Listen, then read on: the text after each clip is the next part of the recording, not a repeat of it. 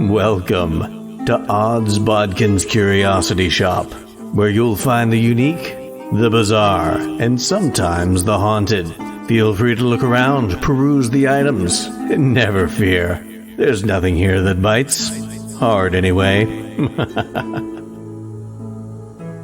Well, hello there.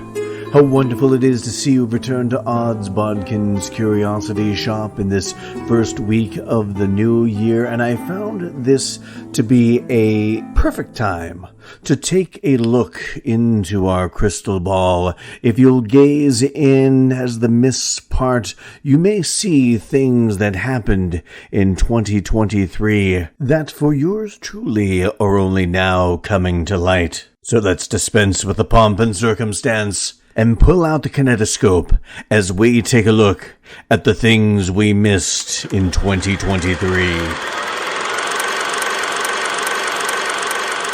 So this is an episode, we started doing this last year because this year, much like last year, I found that I just couldn't get to every movie.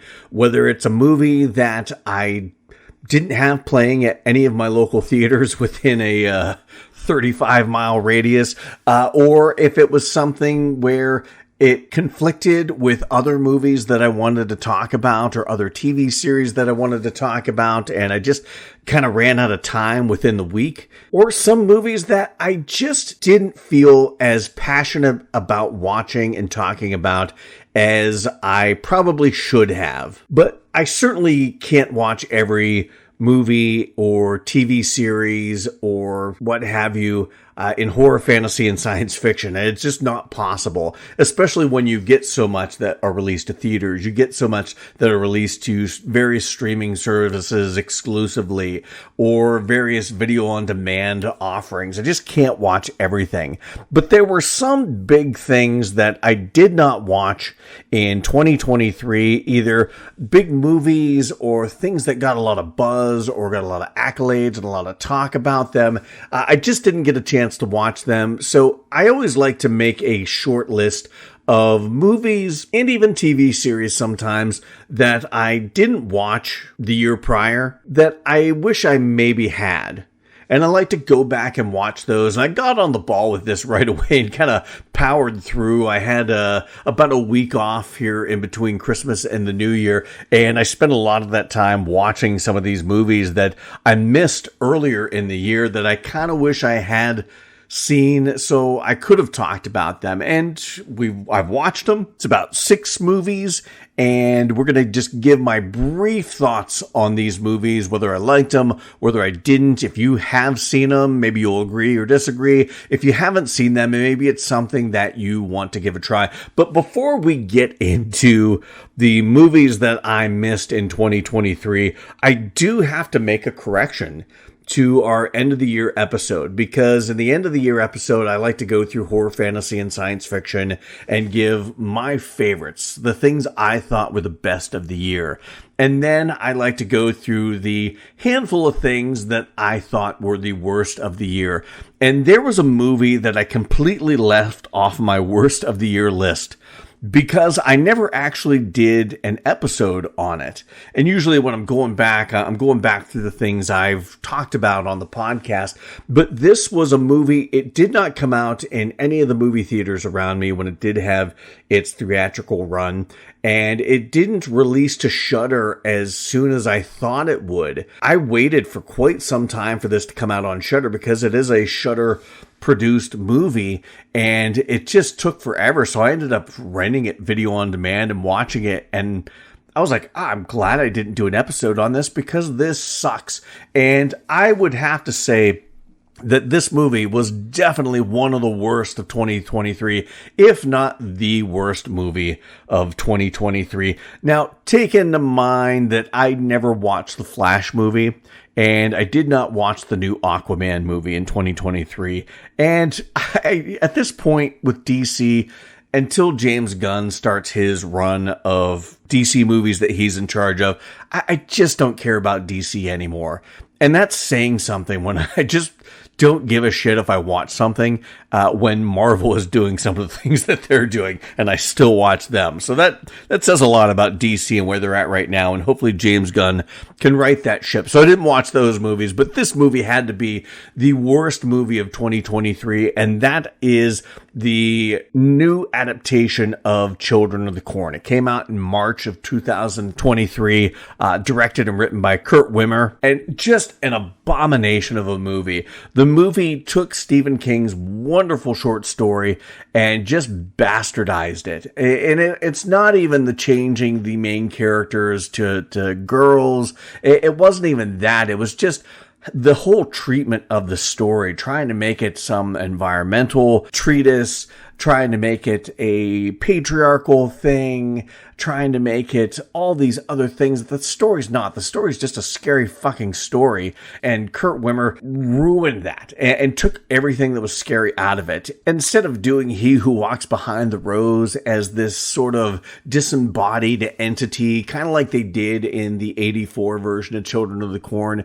I mean, we saw some really shitty special effects that kind of brought it to life, so to speak, there at the end of the movie. But for the most part, it was this disembodied entity. They made it this shitty CG corn monster, and it just looked so bad, and it was so stupid.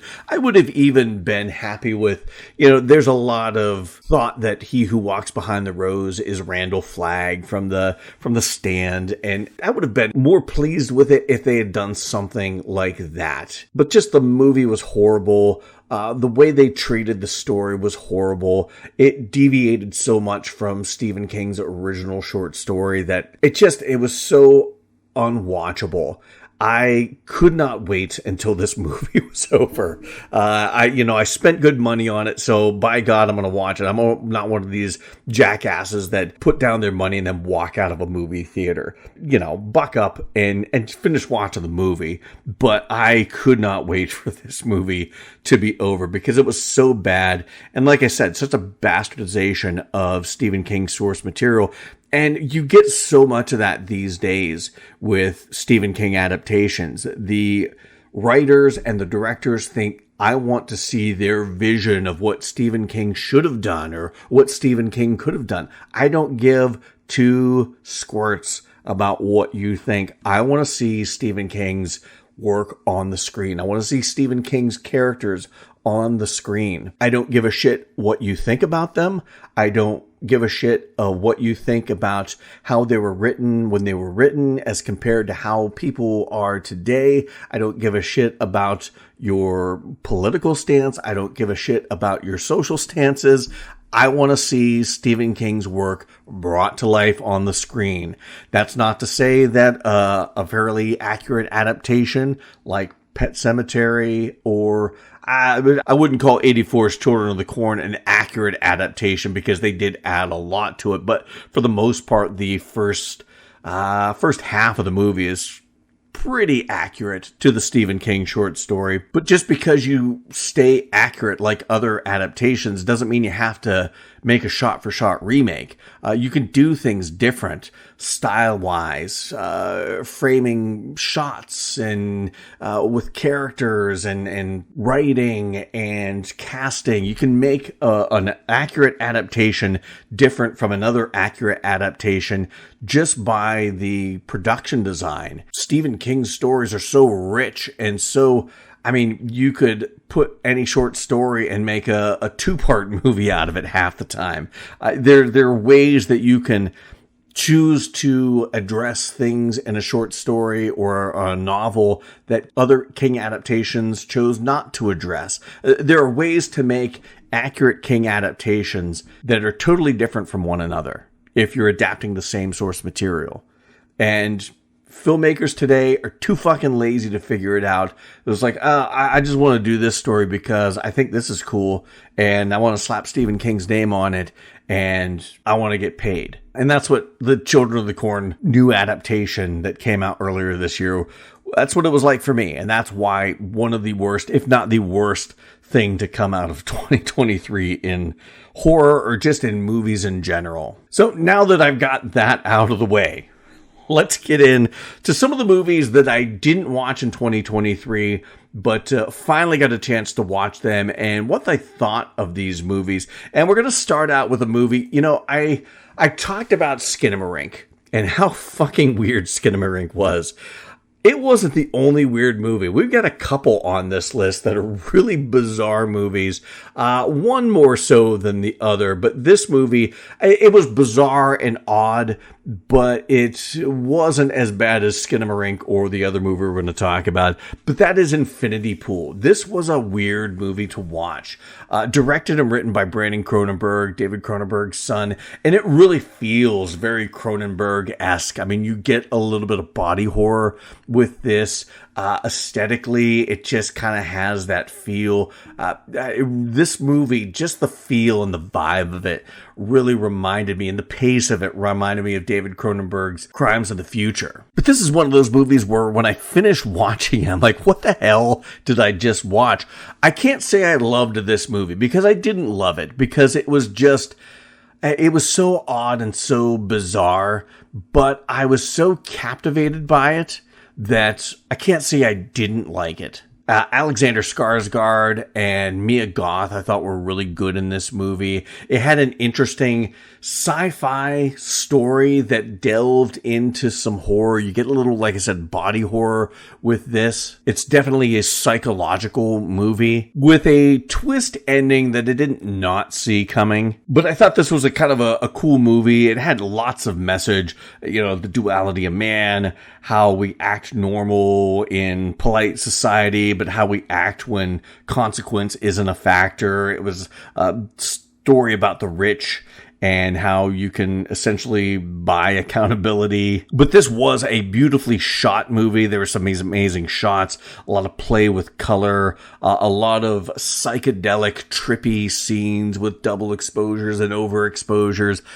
It was a long movie, and it probably could have been cut down by, I don't know, maybe 20 minutes if they had just cut out like 2 scenes. There were some really long scenes, and I can't say that I didn't feel bored in a couple points, but then something would happen that would draw me back in and capture my imagination and make me, okay, now I'm back into the story. But definitely Infinity Pool, worth a watch if you like science fiction, if you like science fiction that delves into a bit of a psychological horror. And Brandon Cronenberg is a great young director that I can't wait to see more from him. And certainly doing his father proud. But you can check that out. I believe it's still on Hulu as we speak. Another movie that I watched, and I wanted to watch this when it came out, and just never got a chance. There was a lot going on at the time as far as things that I was trying to watch to get episodes out on.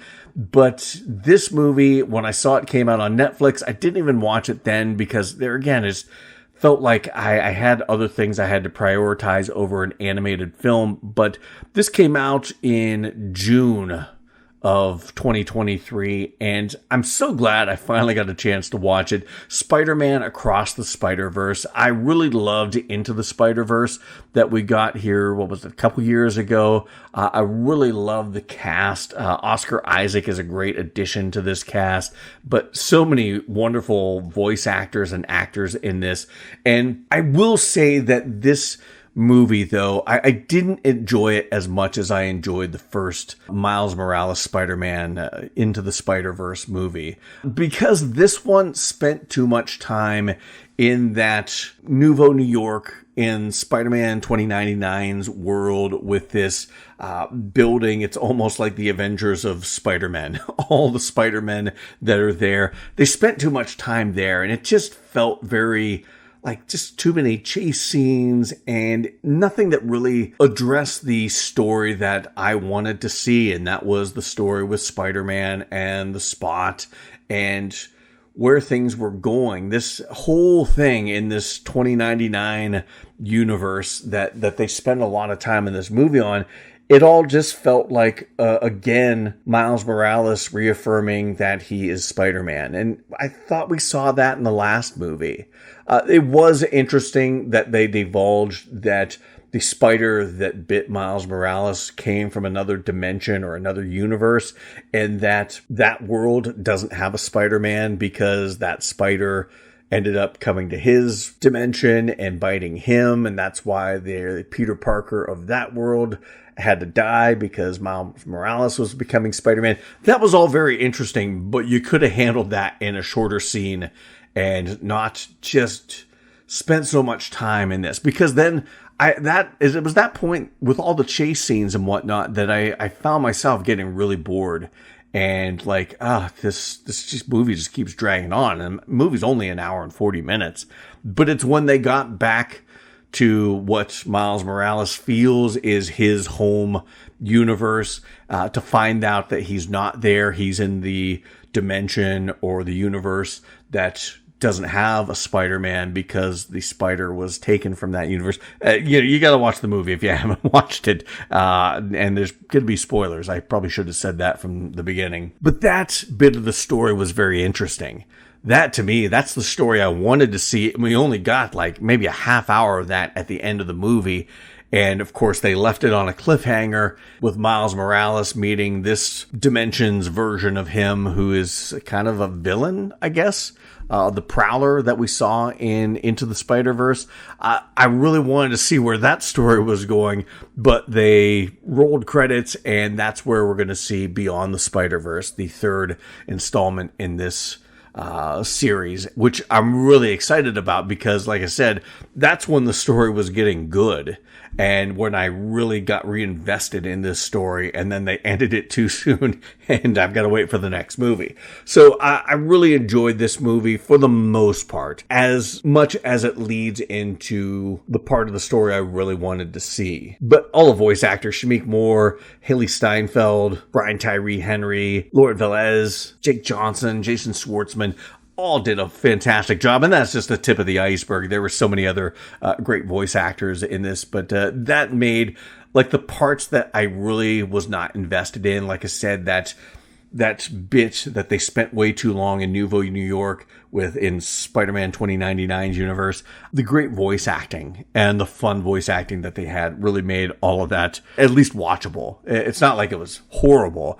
It just, I found myself getting really bored and like, I've seen all this before. Now, the next movie on our list of things that I did not watch in 2023, but I probably should have, is Beau Is Afraid. Another one of those movies that when it came out in theaters, I think there were just a couple other things that I wanted to watch more than this. And this being like a long ass freaking movie, like a 3-hour movie, I had to prioritize, and it disappointed me at the time because I'm a fan of Ari Aster. I loved Hereditary, like many horror fans. Of course, some horror fans not big fans of that movie, but I also loved Midsommar. It was one of those movies that you're like, what the fuck just happened? But when it came to Ari Aster's third feature film, Beau Is Afraid, I was really excited, but then I think the runtime really scared me away, and there were so many other movies that I wanted to watch or needed to watch for the podcast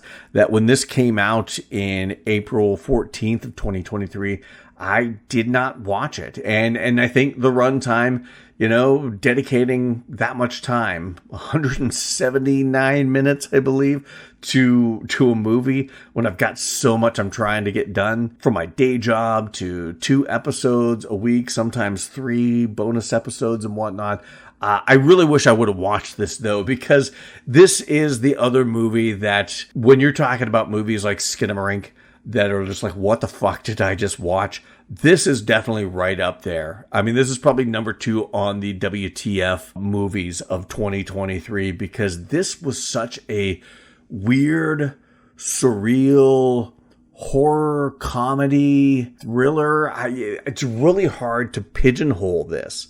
And it's such a weird movie that I have to imagine A24 were like, okay, Ari, you gave us Hereditary, which is a hit Everyone loves that. You gave us Midsommar, which maybe not quite as good as Hereditary, but still, got a lot of buzz about this. What do you want to do? And Ari Aster said, hold my beer. This is my bizarre opus that, the passion play that he wants to put on that nobody would finance just on a proof of concept for this movie. There's no fucking way.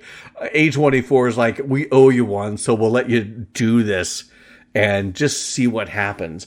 And it was so weird. I don't even know, as far as storytelling wise, I don't even know what the story was. I don't know where it ended. It was so bizarre, and it felt like there was a message there. But by the end of it, I had just seen so much, and it was in such sensory overload from just everything that had gone on in this movie with this character, Beau, who I have to say, Joaquin Phoenix played this character. I think that's probably one of the saving graces of this movie, and the part of the movie that kept me so captivated was the performances. I mean, you had great performance from Joaquin Phoenix playing all the different ages of the Beau character. It was cool to see Nathan Lane and Amy Ryan show up in this. Parker Posey wasn't in it long, but her scene was really interesting, to say the least. But you had a lot of really good performances in this movie, and I think that's what made it enjoyable to watch, even though half the time I'm like, what the hell am I watching? And I can't even really tell you much about this movie other than you just have to watch it and experience it for yourself. Because this definitely is. It's not a movie you're going to...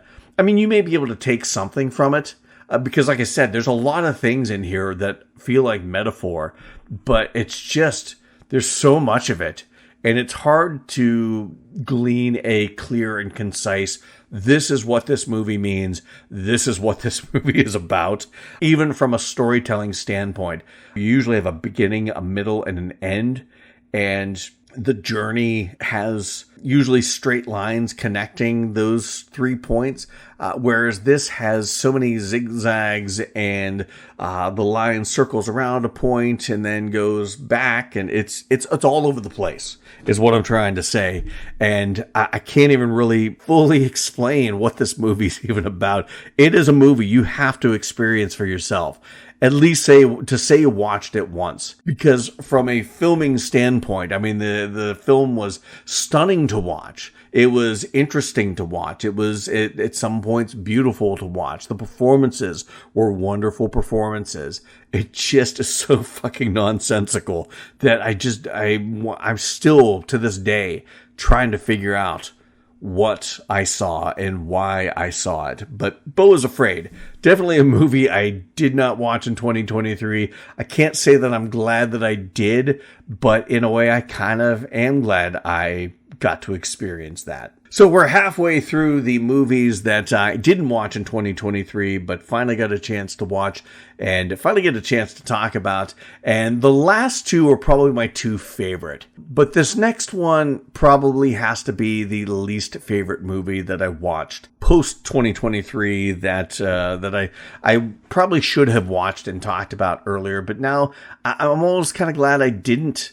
Not waste an episode. I never feel like I'm wasting an episode because I think every movie deserves being talked about, whether you like it or not, whether I like it or not. I believe, if I take the time to experience something and talk about it, I'm sure you have as well. And that's kind of what it's all about, just talking about the experience of cinema and what we see on the screen. But this is a movie that I just...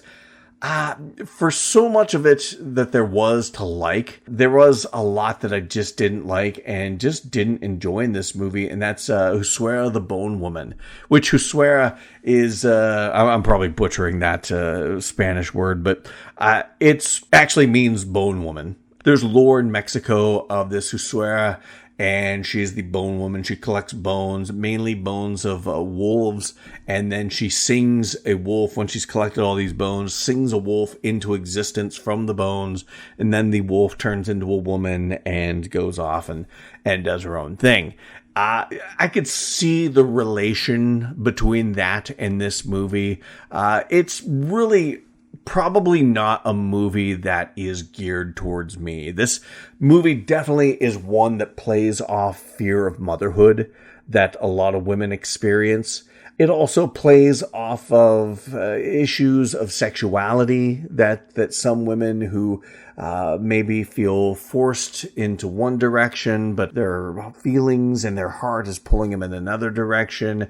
In the Hispanic community, where Catholicism is a major tenet of that community in a lot of places, I could see where this is probably a bigger issue. The issue of sexuality is probably a bigger issue than it is for most people in 2023. So this movie, again, not necessarily geared towards me, but as an audience. But for me, the main character, Valeria, I just didn't like her. And it didn't have anything to do with the confusion about motherhood, the confusion of sexuality. It more dealt into, she was a very selfish character and a self-serving character and just was not very likable. And you should like her in this movie. She is your main protagonist. And I didn't care for her. Like I said, she was a very selfish character. Now, played very well. A lot of the acting, and this is a Spanish language film, so it's all in subtitles, and I'm always leery about that because when I'm listening to watching subtitles, I'm afraid I'm missing some of the dialogue when I'm trying to pay attention to the screen, and I'm missing some of the screen when I'm trying to pay attention to the dialogue. But you get a better sense of the acting when you watch it that way as opposed to watching it with overdubs, because as Netflix has shown us, they have some of the shittiest overdubbing in the history of film. I'm gonna go out on that limb, but you did get a lot of really good performances, especially the actress who plays Valeria. It is a wonderfully shot film. Michelle Garza Severa, she is the first time, I believe this is the first time with a feature film directing. She also co-wrote the movie. Did a really good job. I mean, this movie had atmosphere. This movie had creepiness. I mean, this delves into a lot of supernatural aspects in the story, and it really felt a little more psychological than being actual horror. There was even, I think, a little bit of body horror in this, you could say, but it was a visually stunning film to watch. And from a directing standpoint, I think that it was really interesting in that regard. It just felt very long, because it is a slow burn. I mean, this is just over an hour and a half long, an hour and 33 minutes, we'll say, but it felt so much longer than that because it is a slow burn, because you had a protagonist that I didn't really like. I started out liking her, but then just the more you get to live with this character, the more she just isn't a very good person, because she is stringing everybody along. She is very self-centered. First I want a baby, then I don't want a baby. And it just, if you haven't watched the movie, you have to watch it to understand. I'm trying not to be too overly spoilery if anyone hasn't watched this, but it was an interesting movie to say the least. The least favorite of the movies that I watched here for this episode that I missed in 2023, but certainly not one of my least favorites of the year. We'll put it that way. But for all the character issues I had with this movie, it was a very interesting and stunning movie to watch with some pretty creepy moments. I just wish there were more of those creepy moments. Now, the last two movies we're going to talk about in this, what we missed in 2023 episode, they're both slasher films. And for my money, two of the movies that I missed in 2023 that I really wished I had taken the time to watch, because they turned out to be pretty good and really enjoyable. And the first one we're going to talk about is the Swedish film. You can watch it on Netflix, The Conference. That came out this past October.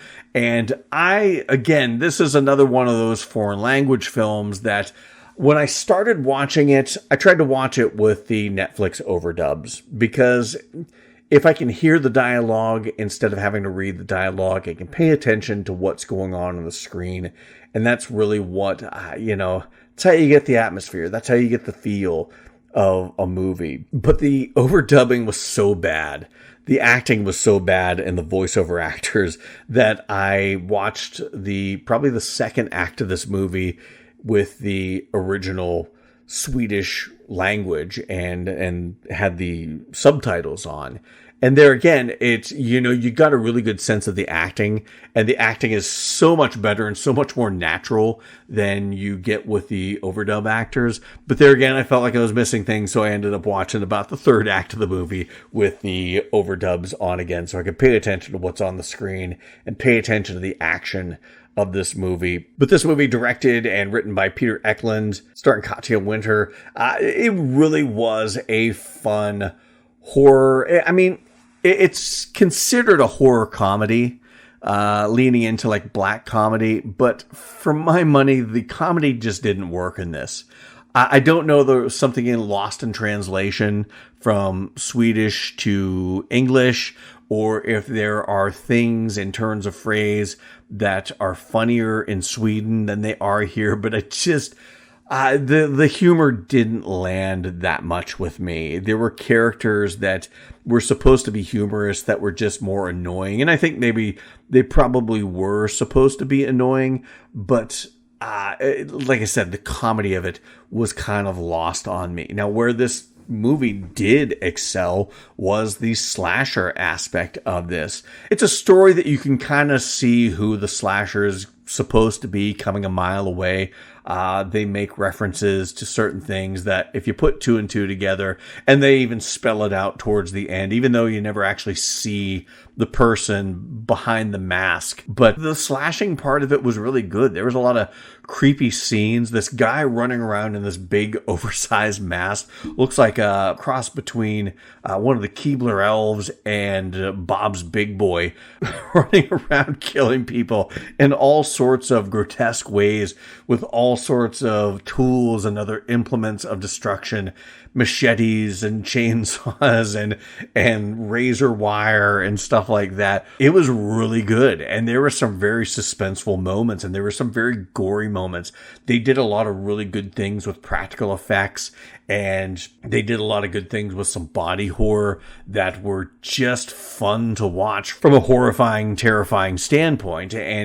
And I really liked the end of this because it was a situation where, you think this is going to be like your typical slasher film, and there's going to be a final girl and she's the only one that survives. But it was interesting to see that there wasn't just one survivor in this. And while people make mistakes in their judgment, there are people that in this movie are a lot stronger than you would normally give them credit for in a slasher movie, which is why they probably survived. And I really liked that. I liked that it subverted my expectations a little bit, because I expected everyone to die except for our lone hero and Bob's your uncle. But I really enjoyed this movie. I thought this was a fun take on a slasher film that tried to add comedy that didn't quite work, but it didn't wreck the movie for me, because the slasher aspects of this, which it doesn't take long to jump right into it. And I enjoyed that about it as well. The fact that it didn't take halfway through the movie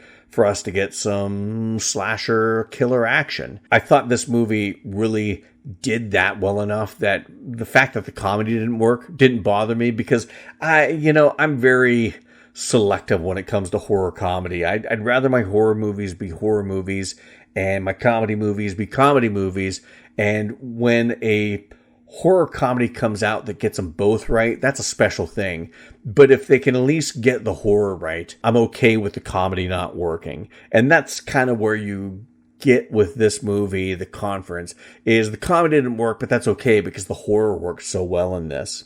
Now, our last movie, and probably one of my favorites, if not my favorite of the movies that I missed in 2023, it's a movie my wife and I both wanted to watch, and we finally got a chance to watch this. I really wish we had watched this sooner, because this is another horror comedy where both the horror and the comedy really worked well with this. It's the movie Totally Killer on Amazon Prime, and I really dug this because it takes those time travel movies of the 80s and puts a horror twist on it. And I really liked that. I love the acting. The acting was all really good from actors that I'm not terribly familiar with. I mean, Julie Bowen, I knew her from Modern Family. Lachlan Monroe, I've seen him in several things. I think he was actually in one of the recent episodes of, I can't remember if it was Black Mirror or Creep Show, but always does a good job. Liana Liberato was another actress that I recognized. Of course, she played the Quinn Bailey character in Scream 6. My wife and I watched her, and based on a true story, she played the Tori character, so it was nice seeing her show up in this. But as for the other young actors, I wasn't terribly familiar with, and I thought this movie really nailed the comedy because it plays into this girl. She's a Gen Z from 2023 going back in time to the 80s, and that kind of fish out of water scenario where all the things that are no-nos in today's society were you're running rampant back in the 80s. We were no holds barred. We were the feral kids. And this, that fish out of water humor was really funny.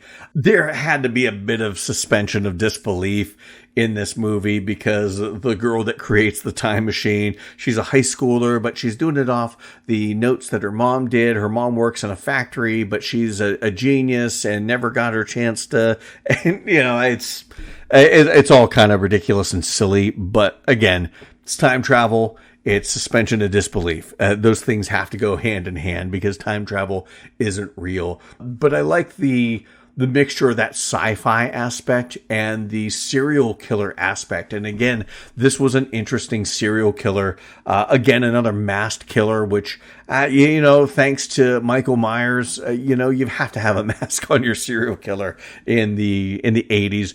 But it's a kind of a play off the Max Headroom character, the mask that the serial killer wears. But I have to say, some of the kill scenes and some of the serial killer scenes were actually quite brutal and quite chilling. I mean, that first scene with Julie Bowen and the serial killer that had me kind of tensed up, and that had me kind of on the edge of my seat. It was very chilling, and the way it ended was quite brutal. And a lot of the kills in this were very brutal kill scenes. And I think that's what I appreciated about this horror comedy, because in so many horror comedies, there's no distinction between the horror and the comedy because they try to put too much comedy into the horror. And I think where this worked is the comedy was the comedy, but the horror was the horror. And they didn't try to put too many jokes into the horror of it. They let the horror be a horror scene, and they filmed it quite well, and they played it quite well as a horror scene. And I think having that delineation between the horror and the comedy is what made it really work as a horror comedy for me, because I think that's probably what I hate most about horror comedies is you have too many horror comedies that try to put too many jokes and too much slapsticky humor into the horror. I mean, it feels like Scary Movie when some of these horror comedies try to put too many jokes into what should be a horror scene, what should be a kill scene. And Totally Killer rocked the whole idea of a horror comedy and making the horror separate from the comedy. And Nahnatchka Khan, who directed this, I thought did a wonderful job with this movie. I'm not really familiar with her work. I know she hasn't done much in the way of feature films. She's done a bit of television. She's done some stuff for American Dad. She did The Young Rock, Fresh Off the Boat, some animated stuff, Recess and Pepper Ann, things like that, things I've heard of. But as far as a feature film director, I thought she really put everyone on blast that she knows what she's doing and she's good at what she does, because this movie, for everything that the writing did right with the horror and the comedy, she really put it all together on the screen and got some really good performances out of some young actors that I wasn't terribly familiar with. I mean, some of them looked familiar, but when you look up their IMDb, filmography, it's like, I never watched anything these kids are in. And the fact that she got the performances that she did and told the story that she told, I really can't wait to see what she does next. And hopefully she does something more in a straight up horror, or even if she does a horror comedy, I have no fear that she's going to do it right, because she's one of the few directors out there that has gotten horror comedy right, at least to my liking. And of course, it's an 80s flick, so they had a really good soundtrack to this movie as well, which I quite enjoyed. And Nahnatchka Khan is, she's born in 73, I believe, so she's like a year older than I am. So I'm sure we probably listened to a lot of the same music, which was always it's always a joy to watch some of those nostalgia 80s movies that are coming out these days, playing off the nostalgia of that decade, because there's always a fantastic soundtrack. But there you have it. Those are the movies I missed in 2023 and finally got a chance to watch. And for the most part, I enjoyed all of them in varying degrees. Totally Killer in the Conference, probably my two favorites. Spider-Man Across the Spiderverse was pretty good. Infinity Pool was okay. Beau Is Afraid is freaking weird. Huesera the Bone Woman was okay. It wasn't great, but it was okay. But none of them, I would say, were bad movies. And I'm glad I got to watch all of them. And I wish I had watched them earlier in the year so I could have done more of a breakdown and had more of a conversation about these movies on a full episode instead of just, a few minutes here on this What I Missed episode that we've done this 2 years in a row now. It's probably something I'll do. I can't foresee any point in the future where I'll get to see every movie that I want to see in any given year. So we'll do this again next year and take a look back at the things I missed in 2024. But until then, we've got plenty more coming at you. We've got an episode. We're going to talk about the Disney Plus series, What If? One of the things that Marvel is really nailing and really doing right with the stories and with the characters. I've really been happy with everything I've seen thus far in the What If series. Also plenty of movies and things coming out, so lots more to talk about in the not too distant future on Odds Bodkins Curiosity Shoppe. So I want to thank everyone for listening to my thoughts on the movies I missed in 2023. You can check out more about what's going on with the podcast, Odds Bodkins Curiosity Shoppe, on Facebook and Instagram. We're always posting about horror, fantasy, and science fiction, and all the latest episodes. We'll talk to you about that on there. No matter where you listen to this podcast, please leave a review. 5 stars would be awesome. Whatever review you leave, we do appreciate that. Share the podcast with anyone that you know that loves horror, fantasy, and science fiction. And as always, please follow, subscribe to the podcast. That way you can stay on top of all the latest episodes and bonus episodes that we're putting out multiple times a week. So I want to thank everyone for taking the time to listen to my thoughts on the things I missed in 2023. And until next time. Thank you for visiting Odds Bodkins Curiosity Shoppe. We hope that you found something to your liking and visit the shop again soon. But even though you may come back, you never really get to leave Odds Bodkins Curiosity Shoppe.